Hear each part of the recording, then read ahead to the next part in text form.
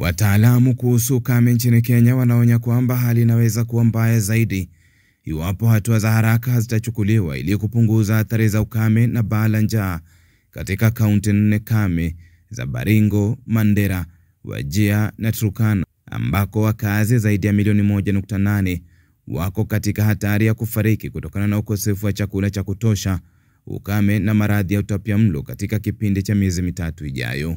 Currently, we are forecasting that kwa sasa tunatabiri kwamba Wakenya milioni 1.8 watahitaji chakula cha msaada kutokana na baa la njaa na ukame katika muda wa miezi 3 ijayo uliosababishwa na kiwango kidogo cha mvua fupi. Tuko tayari kama serikali kupambana na hali yoyote itakayojitokeza na tumeiweka idara yetu ya mipango spesheli katika hali ya tahadhari kukabiliana na hali hii ili kuwasaidia Wakenya wote wanaokabiliwa na ukame na uhaba wa chakula kuendana na kifungu cha 43 cha katiba ya Kenya. 43 of the Kenya Constitution. Katibu wa idara ya ustawi wa maeneo kame nchini Kenya, Harsama Kelo, akidokeza kwamba msaada wa wahisani wa dharura unahitajika huku shilingi bilioni 4 za Kenya sawa na dola milioni 31 za Kimarekani zikihitajika ili kudhibiti hali hiyo ambayo imewaweka katika hatari maelfu ya watoto na kina mama 1109 wanaonyonyesha.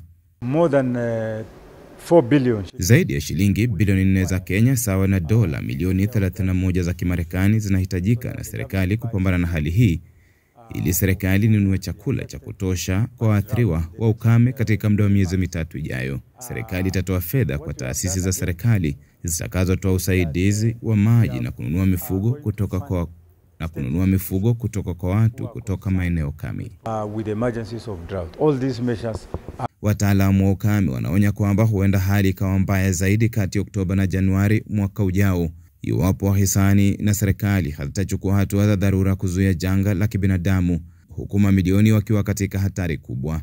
Wakati huo watu milioni 42 wanakabiliwa na kiwango kikubwa cha uhaba wa chakula mwaka huu katika nchi 6 wanachama wa IGAD ambazo ni pamoja na Djibouti, Kenya, Somalia, Sudan Kusini na Sudan pamoja na Uganda, kulingana na ripoti ya kimataifa ya migogoro ya chakula ya mwaka 2025 iliyotolewa jijini Nairobi.